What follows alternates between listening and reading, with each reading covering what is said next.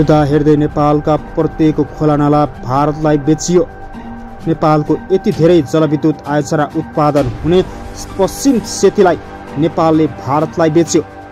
कति लगानीमा भारतलाई बेचिरहेको छ त? नेपाल सरकारले अहिलेसम्म कुन कुन नदी बेच्यो?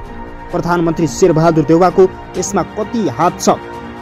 हेर्नुहोस् पुरा भिडियो। नमस्कार, तपाईँ मेरो पोखरा टिभी युट्युब च्यानल हेर्दै हुनुहुन्छ।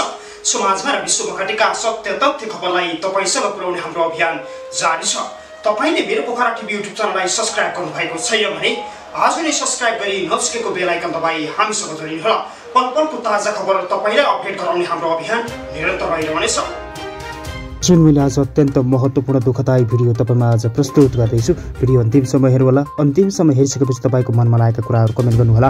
नेपालका खोला नालाहरू दिन प्रतिदिन बेचिने अवस्थामा छन्। कसरी बेचिँदैछन् नेपालका खोला नालाहरू? कसरी बेचिँदैछन् अन्य देशहरूमा नेपालका प्राकृतिक सम्पदाहरू? आजको महत्त्वपूर्ण र एक्सक्लुसिभ भिडियो हेरिसकेपछि तपाईले कहाँबाट भिडियो हेर्दै हुनुहुन्छ त्यो पनि कमेन्ट बक्समा कमेन्ट गर्न नबिर्सिनुहोला। र हाम्रो च्यानलमा नयाँ हुनुहुन्छ भने एक लाइक, एक शेयर अनि एक सब्स्क्राइब गरी जोडिनुहोला। सुरु गरौँ आजको मुख्य विषयवस्तु।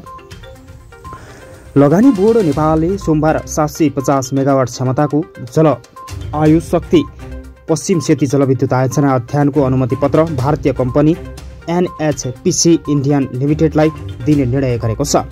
यो आयोजना पनि नेपालले अरुण कोरिडोरको नदी प्रवाहमा आधारित रन अफ द रिभर आयोजनाहरूमा जस्तै बढीमा 21.9% फ्री इनर्जी पाउने सुनिश्चित गर्ने भनिएको छ।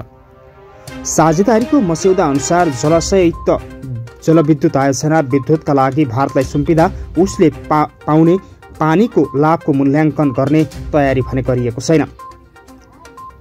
जलस्रोतको समग्र लाभलाई नजरअन्दाज गर्दै विद्युतको मात्र लाभ हिसाब देखाएर जलाशययुक्त पश्चिम सेती सुम्पिने सरकारको तयारी विज्ञहरूले विरोध गर्दै आएका छन्।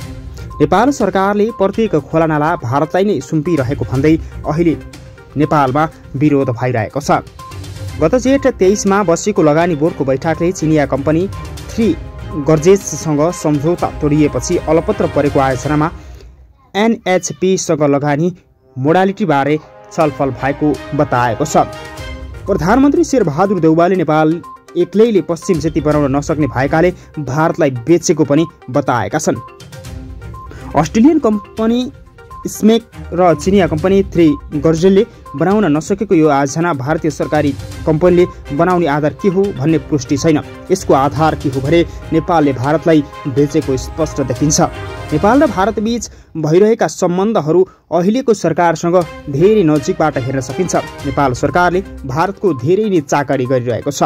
करिब 14 वर्ष अघि स्मेकले पश्चिम सेती निर्माणको जिम्मा लिएको थियो, तर 17 वर्षसम्म 10 पटक इजाजत पत्र नवीकरण गर्दा पनि काम अगाडि नबढेपछि सरकारले इजाजत रद्द गरेको बताइएको छ। त्यसपछि सन् 2012 यो आयोजना 3 गर्जेजको हातमा परेको थियो। 3 गर्जेजले पनि काम अगाडि नबढाएपछि लगानी बोर्डले पश्चिम सेतीलाई कसरी सम्भव्य बनाउने र कसरी सफल बनाउने भन्ने अध्ययन गरेको थियो। त्यसै क्रममा यसमा चासो दिएको भारतीय कम्पनीलाई यो आयोजना दिन अहिले नेपाल सरकार तयार भएको छ। के खोज्छस् कानो आँखु भने चाहिँ भारतलाई खोला नाला चाहिएको र नेपाललाई बेच्नु परेको अवस्था सिर्जना भएको छ। NHPसँग हुने परियोजना बनाउने सम्बन्धी सम्झौता भने भारतको स्वजल विद्युत विकास निगमले पाएको अरुण 3 तल्लो अरुण र अरुण 4 भन्दा फरक नहुने बताइएको छ। जबकि यो पश्चिम सेती जलाशययुक्त आयोजना हो भने अरुण नदीका आयोजनाहरू peaking run of the river प्रणाली अन्तर्गत पर्ने देखिन्छ। जलाशययुक्त आयोजनाबाट विद्युत मात्र निकालिँदैन, बाँधबाट नियमन रेगुलेटर पनि हुने र पानीले तल्लो तटलाई वर्षामा बाढीलाई जोगाउँछ भन्ने मुख्याशय र सुक्खायाममा सिँचाइ गर्न सघाउँछ र यसको लाभबारे छलफल र विश्लेषण नै नगरी सरकारले पश्चिम सेती भारतीय कम्पनीलाई बेचिसकेको छ।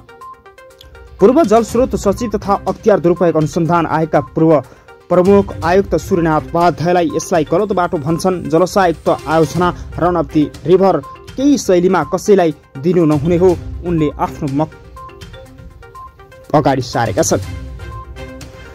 18 चैत 2078 मा प्रधानमन्त्री शेरबहादुर देउवा भारत भ्रमणबाट फर्किएपछि भारतीय कम्पनीहरूले धमाधम नेपालका ठूला विद्युत जलविद्युत परियोजनाहरू हात पार्दैछन्। यसको अर्थ प्रधानमन्त्री शेरबहादुर देउवाले नेपालका खोला नाला बेचिसकेका छन् भन्ने पुष्टि हुन्छ।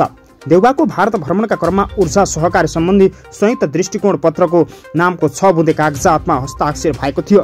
त्यो दृष्टिकोण पत्र बारे कुनै औपचारिक वक्तव्य जारी नभए पनि त्यसको लिखित रहेको केही विषय बाहिरिएका छन्, जसमा नेपालमा संयुक्त लगानीमा जलविद्युत आयोजना विकास गर्ने, थप अन्तर्देशीय प्रसारण लाइन संरचना बनाउने, राष्ट्रिय प्रसारण लाइन सञ्चालनमा सहकारी गर्ने, दुवै मुलुकको ऊर्जा बजारमा सहज पहुँच दिने, नेपालको जलविद्युत क्षेत्रमा भारतीय निजी क्षेत्रको लगानी बढाउने पहल लगेको विभिन्न खालका सहयोगहरू गर्ने आश्वासन भारतले नेपाललाई देखाइरहेको छ।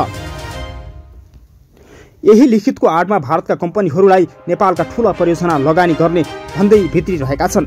परियोजनाहरू होल्ड गरेर बसेका भारतीय कम्पनीहरूले पनि लगानी जुटाउन थप अवधि पाएका छन्। अरुणचाल जलविद्युत आयोजनाको समझदारी पत्र पनि आदान प्रदान हुँदै गरेको छ।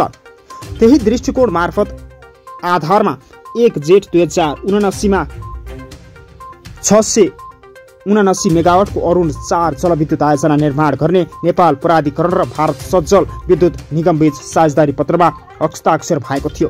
प्रधानमन्त्री देउवा र भारतीय प्रधानमन्त्री मोदीको उपस्थितिमा लुम्बिनीको नेपाल विद्युत प्राधिकरण कार्यकारी निर्देशक कुलमान घिसिङ र सज्जलका अध्यक्ष तथा प्रबन्ध सञ्चालक नन्दलाल शर्माले समझदारी पत्रमा हस्ताक्षर समेत गरेका थिए। भारतसँग ऊर्जा सहकारीको दृष्टिकोण आदान प्रदानपछि त्यसको लगानी परियोजनाहरू बनाउन सरकार स्तरबाटै अरू अध्ययन पनि चलिरहेको बताइएको छ। जलविद्युत क्षेत्रका जानकारहरू नेपालको जलसाय आयोजना हत्याउने र भारत पञ्चायत कालबाटै लागि परेको बताउँछन्। ऊर्जा दृष्टिकोण भन्दै गएको पछिल्लो कागजले पनि एकपछि अर्को नेपालका महत्त्वपूर्ण आयोजनाहरू भारतले हात पार्न सक्ने अवस्था देखिएको उनीहरूको भनाइ छ। र नेपाल सरकारले भारतलाई दिन प्रतिदिन नेपालका खोला नाला र प्राकृतिक सम्पदाहरू बेचेर सकिसकेको, अब भारतलाई नै देश सुम्पिन मात्रै बाँकी रहेको कतिपय विज्ञहरूको धारणा छ। पूर्व जलस्रोत सचिव उपाध्याय पश्चिम सेती जस्ता परियोजनामा विद्युत मात्रै देख्नुलाई आश्चर्य मान्छन्। नेपालको विद्युत र जललाई भारतले आफ्नो ठान्दछ, त्यही अनुसार व्यवहार गरिरहेको छ। उनले अनलाइन खबरसँग भने उनले जे भन्यो त्यही गरेर गल्ती गरिरहेको छ। विद्युतको हिसाब हुने हो भने रेगुलेटर हुने, यत्रो पनि पानीको के भन्न सकिन्छ, यसरी स्पष्ट पारेका छन्।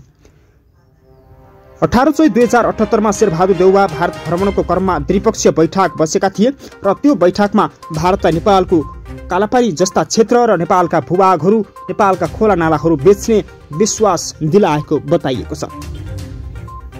भारतबाटै पटक पटक भारतकै स्तरमा प्रधानमन्त्री बनेका शेरबहादुर देउवाले नेपालको भूभागहरू बेचिसक्दा पनि अझै पनि प्रधानमन्त्री दाउपेच बन्ने दाउपेच देखिरहेका छन्। प्रधानमन्त्रीको दौडधुपका लागि चर्को आलोचना खेपिरहेका शेरबहादुर देउवाले अबको सत्ता र शासनलाई कसरी सदुपयोग गर्न सक्छन् भन्ने विषयमा पनि अहिले विज्ञहरूले आफ्नो धारणा पेश गर्न थालेका छन्। विज्ञहरूको धारणा अनुसार नेपालका नदी र खोलानाला बेचिनुमा अहिलेको सरकार र अहिलेका जनताहरूले के हेरेर बसिरहेका छन् भन्ने प्रश्न चिन्ह पनि खडा भइरहेको देखिन्छ। दर्शकबिन आजको महत्त्वपूर्ण अनि एक्सक्लुसिभ खबर तपाईँलाई कस्तो लाग्यो? भिडियो अन्तिमसम्म हेरेर सुनेर साथ दिनुभयो त्यसका लागि धन्यवाद।